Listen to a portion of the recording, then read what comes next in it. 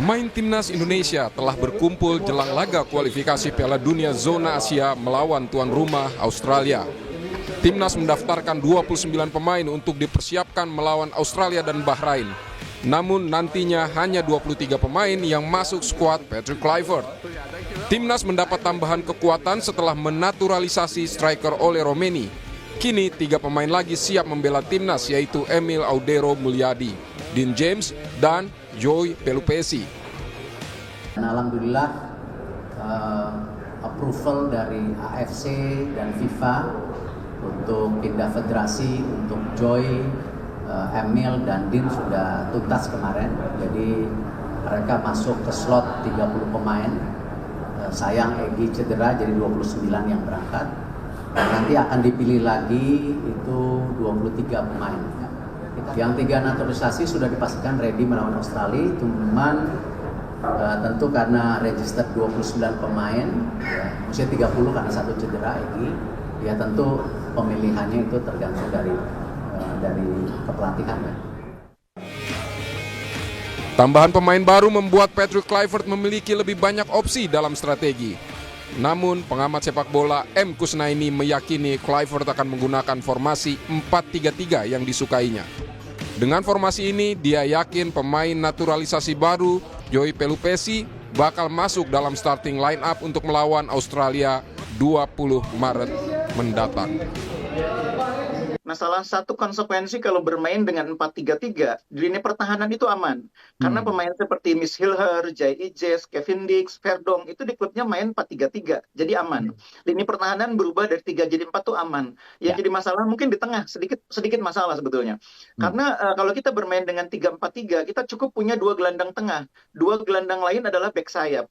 Ya. Tapi kalau 4-3-3, maka kita pakai 3 gelandang. 1 holding midfielder, pemain jangkar, 2 gelandang serang. Nah, 2 gelandang serang itu kita sudah punya Ivar Jenner, sudah punya Tom Hai, ada Marcelino juga. Tapi gelandang jangkarnya tidak ada. Yang karakternya murni seorang defensive midfielder itu nggak ada selama ini. Makanya Joy Pelupessy itu kan agak dikebut prosesnya. Karena dia inilah calon pemain yang mengisi posisi defensive midfielder.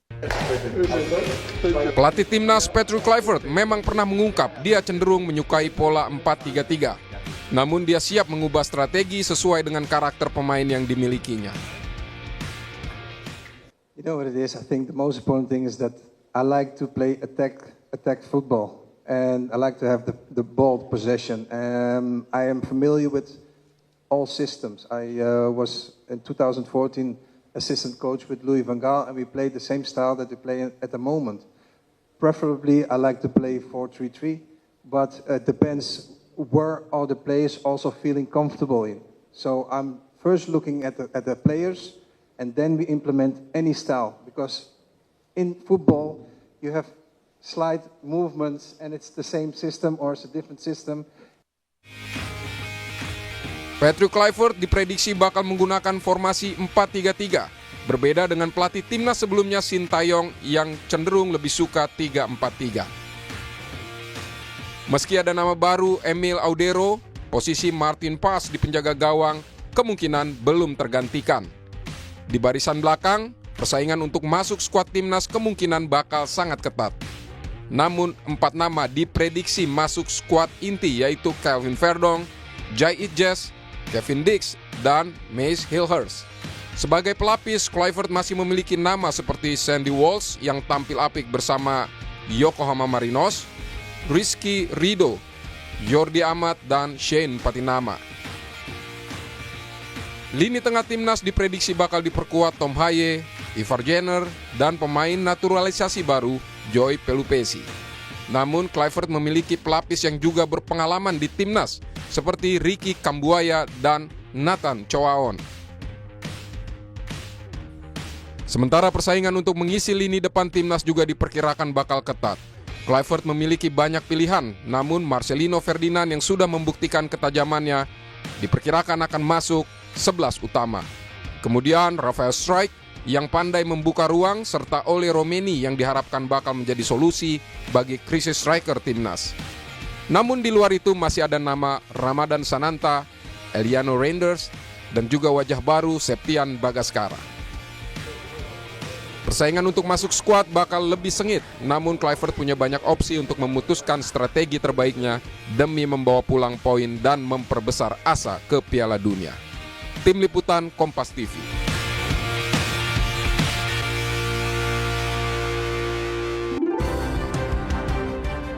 Tambahan pemain baru membuat persaingan untuk masuk skuad utama timnas makin ketat. Lalu siapa saja pemain yang diprediksi bakal masuk lini utama pilihan Patrick Kluivert? Kita akan bahas ini bersama mantan pemain timnas Indonesia, Bambang Nurdiansyah. Coach Bambang, selamat malam dengan Tifal di sini.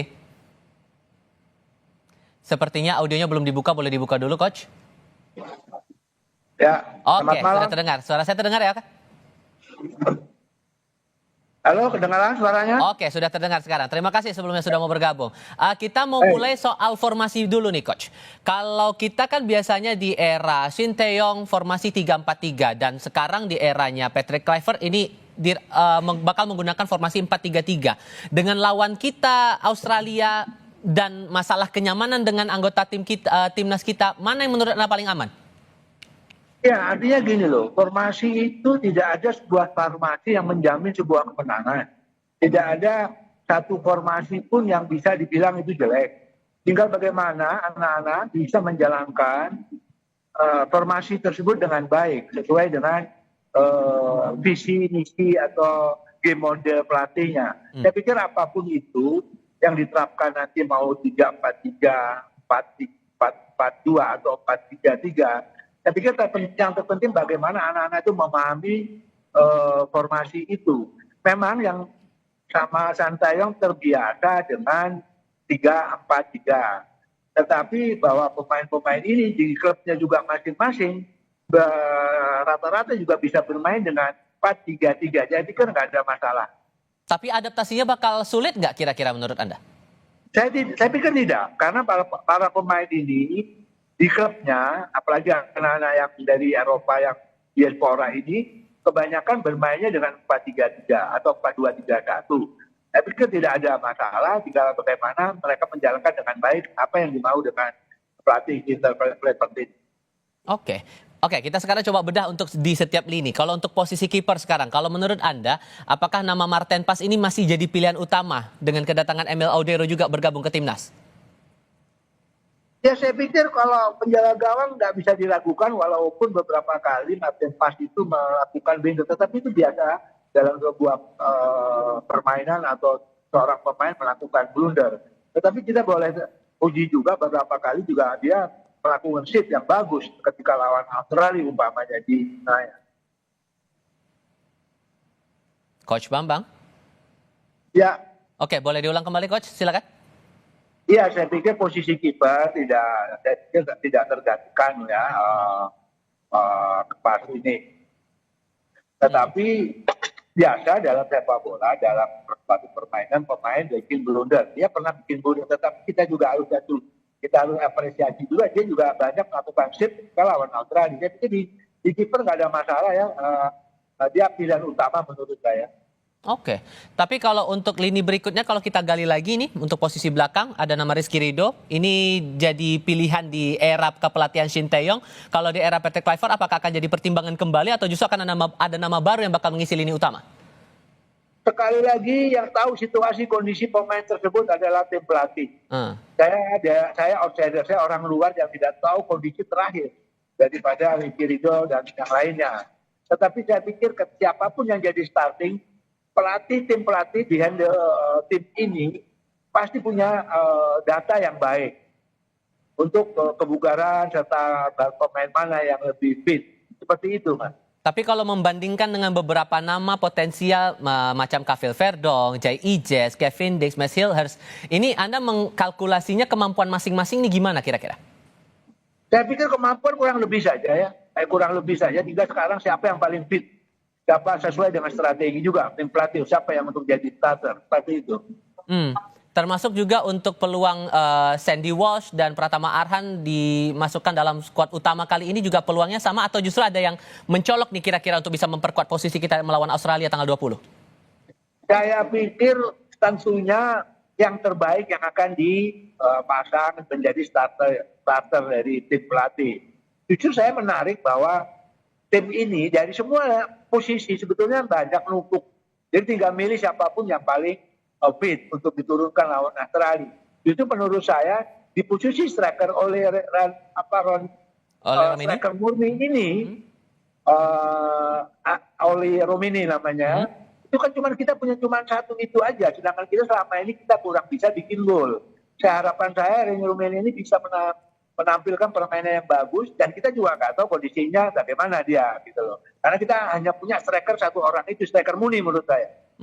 Dan strategi bermain yang jadi poin sekarang, masalah kemampuan semua sama rata begitu? Ya, saya pikir gitu. Di semua lini, Peter Clifford punya pilihan banyak. Karena di posisi bek kanan banyak, di stopper banyak, di gelandang juga banyak, di bek kiri juga banyak. Tinggal bagaimana pelatih menerapkan strategi dan siapa pemain yang akan diturunkan sesuai dengan kondisi terakhir yang ada di tim itu. Nah, maksud saya kondisi pemainnya. Oke. Kalau kemudian dipakai formasi favorit Kluivert 4-3-3 ini, maka kan kemungkinan lini tengah bakal berubah nih. Kalau dari analisis Anda sejauh ini, kira-kira yang bakal jadi pilihan utama untuk mengisi lini tengah timnas kita bakal siapa-siapa saja atau pemainnya begitu? Saya tidak berada siapa-siapa, karena sekali lagi siapa yang terbaik dalam kondisi yang terbaik saat ini itu yang harus diturunkan. Karena pelatih pasti punya data.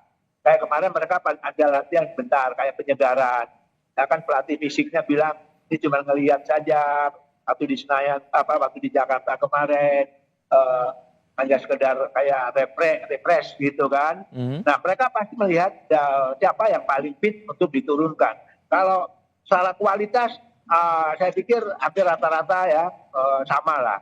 Mungkin ada yang di bawah, tapi ada juga yang ada di atas. Tapi perbedaannya nggak terlalu banyak menurut saya. Kalau yang di atas menurut Anda siapa? Di antara yang diprediksi ada nama Tom Haye, Ivar Jenner, kemudian ada pemain baru kita, JP Lupesi. Masing-masing punya kelebihan. Masing-masing punya kelebihan. Tapi terutama Pak Lupesi itu dia punya daya bertahan yang bagus juga. Apakah dia dalam kondisi yang fit, itu yang kita harus pertanyakan dulu. Oke. Di lini depan ini kan Kluivert mau pemain yang bermain reguler di tim begitu ya. Tapi kan ada Struijk, Marcelino dan Romini ini sulit dapat tempat di klubnya. Bagaimana Anda mencermati itu? Ya, saya pikir mereka punya kualitas. Nah, mereka punya kalau soal kesempatan main di klubnya memang persaingan juga ketat. Tetapi yang pasti pemain ini semua punya kualitas. Pemain depan ya. Tetapi striker kita cuma ada satu menurut saya, oleh komisi itu. Kemudian dia dalam kondisi yang bagus sehingga daya dobrak kita lebih bagus lagi, terutama di striker. Oke, kalau Anda menilai bahwa semua pemain kita punya potensi kualitas yang benar-benar sama, setara begitu, tinggal gimana cara otak-atik oleh Coach Kluivert di sini. Cuman melihat posisi kita di ranking FIFA saja nih masih terbilang terpaut cukup jauh, dan terbiasa dari Australia sendiri juga terbiasa dengan pertandingan kelas dunia semacam FIFA ataupun juga Piala Dunia ini.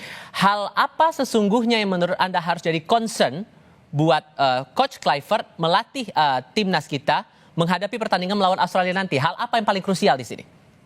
Yang pasti mereka punya kerekaman, tim pelatih, beberapa orang itu juga bukan pelatih SDC, menurut saya mereka juga punya pengalaman yang bagus.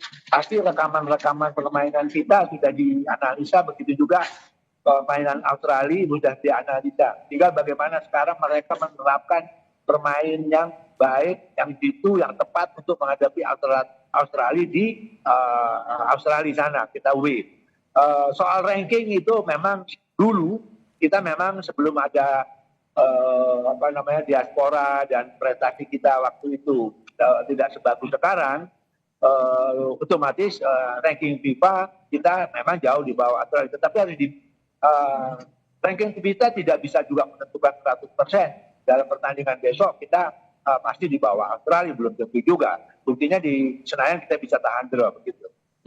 Tapi kalau melihat pola kebiasaan Australia ini, hal apa yang menjadi krusial menurut Anda yang perlu dicermati?